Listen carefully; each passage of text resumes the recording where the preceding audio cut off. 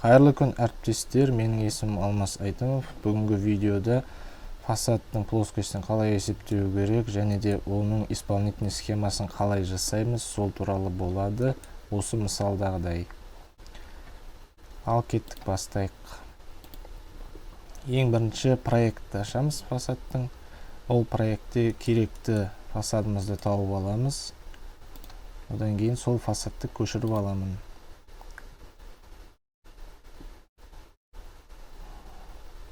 Белгілеп алдым. Көшірген кезде копировать с базовой точкой. Көшірген кезде бірінші ось пен отметка 0-дың қиылысынан аламын точканы.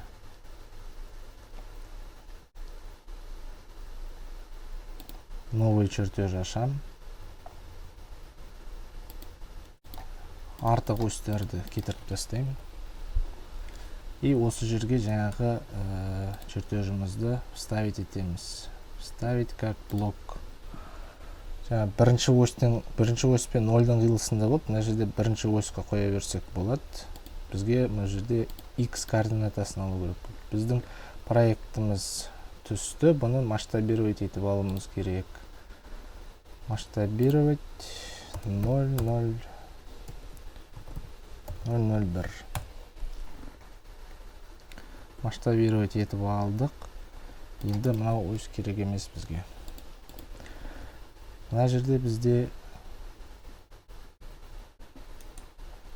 енді координаттарын ауыстырамыз. Бізде автокадта y жоғары кеткен, x оңға қарай кеткен. Менде мына мысалда x-іміз 23-ші осьтен 1-ге қарай кеткен. Сол үшін мына жерде координаттардың орнын ауыстырамын. X-ті мында көшірем. Ал Y-тің орнына бізде отметка кететін болады. Ол жер отметка бізде 0-дан басталады ғой. Сол 0-ді қоямын. Y0. Бітті. Біздің чертежіміз координатпен тұр қазіргі уақытта. Келесі біздің съемочный точкаларды ашып, соны осы чертежға саламын. Не менің съемкам. И бұндан точкалардың координаттарын экстратоспен ала салам. Точкалар менде блок ретінде көрсетілген мұнда. Бір блокты таңдаймын, бүкіл блокты таңдаймын. Координаттары шықты. Excelге салам. Мұнда басталыпсан бөлем.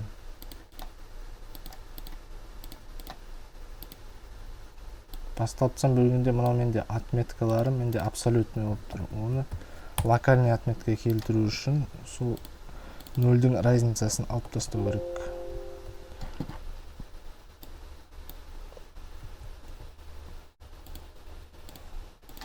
Аламын. Болды, дайын.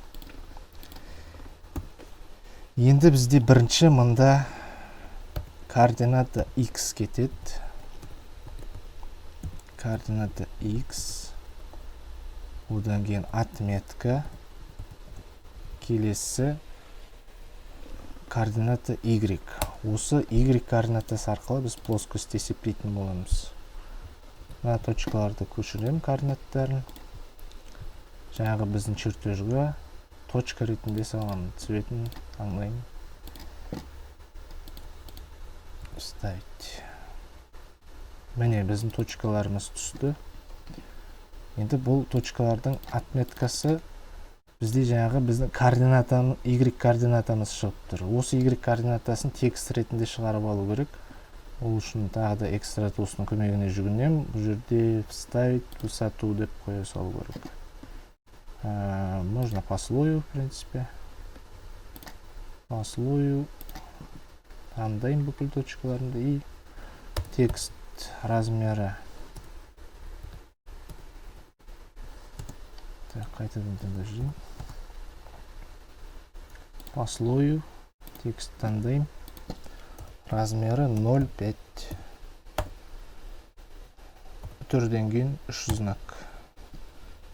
Y координаттарым шықты. Енді бізге проектный плоскостьтің координатасы қандай, соны алуымыз керек.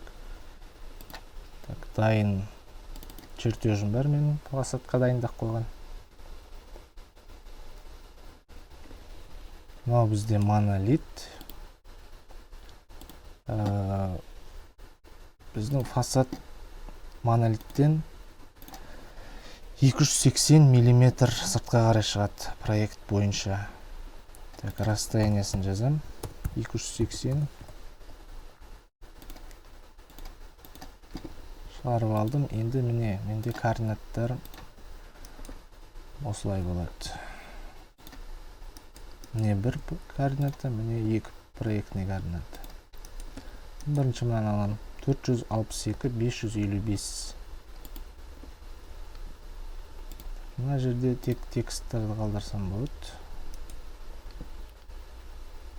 Тағы да экстратостың көмегіне жүгінемін. Арифметические операции. Можно рамкой. Бүкіл тексттерді выделяю. И бұл жерден 462 мет неше болды жаңа? 462 555. Таңдаймын. 462 555. Аламын, мына жерде 300-ақ қоям. Екінші операция, оны 1000-ға көбейтем, чтобы миллиметрге аудару үшін. Мынау округлениясы ғой. Окей. 452 555. Енді мен тексеріп көремін. 402 555 минуспен тұр. Болды, есептеліп тұр. Мына ортадағы ол бізде ана қуыс екінші жері ғой.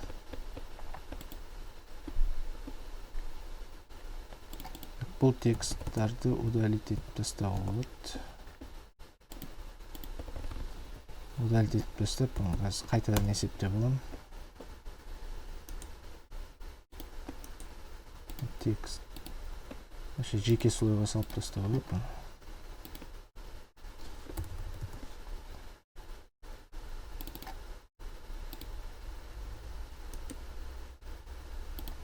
Ортадағы қуыс жер, бұның плоскості басқандай. Цветін де ауыстырып қойын.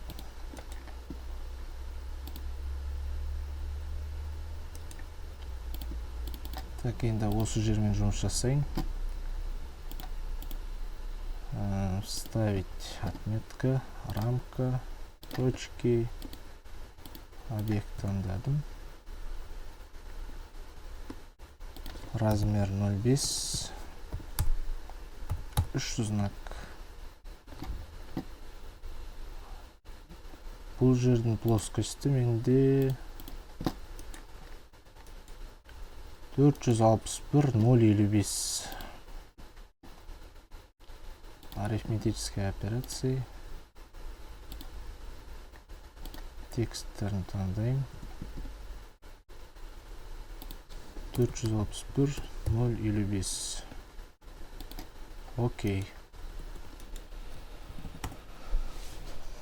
Болды, енді бүкіл слойларды шығарам. Міне менде плоскостьтерім дайын. Уже шығып тұр бәрі.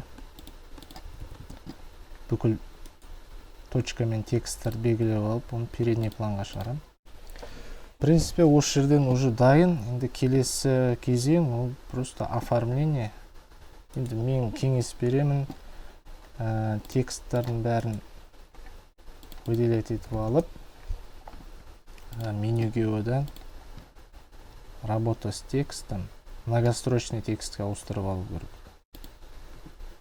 Многострочныйға ауыстырдым. Енді тағы да таңдайым бәрін. Выбрать подобный мен таңдап алам. Мынаны да таңдап алам. Ортадан. И мына жерде өзіміздің стильдерімізді таңдаймыз. Так, размер 0,5. Скрытие заднего плана. Коэффициент 1,2, галочка. Окей. Еще рамка деген жерге тоже да деп қойсаңыз да болады. Мұнда біздің тексттеріміз мына чертежмен сливаться етпейтін болады. Так, регенерация жасап жіберейік. онда біздің текстіміз фасадтың бетінде тұратын болады. Тексттарды сәл көтеріп жіберейік. Сәл ғана 0,3-ке. Точкаларымыз көрінетіндей. Болды. Регенерация. Не дайын. Мына жерде мыналарды түзеп жүруімізге болады. Сәл жылжытып жібереміз. Точкалар жақын болғаннан кейін бір-бірінің үстіне баттасып отыр. Сәл солға қарай жылжытып жібереміз. Болды, дайын. Енді келесі оны листқа салам. A3 альбомный. Ол үшін мен видовой экранмен қолданам.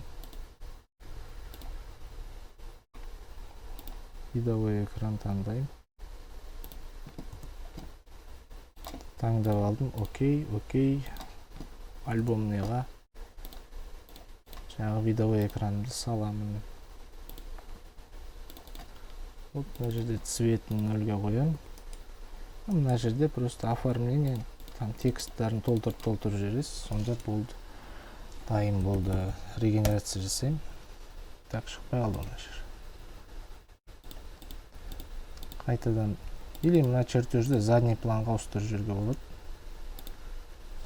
И регенерация. Так, шықпай қалды, қайтадан көрейік. Ал тексттарды бетіне шығайық. Передний план, регенерация.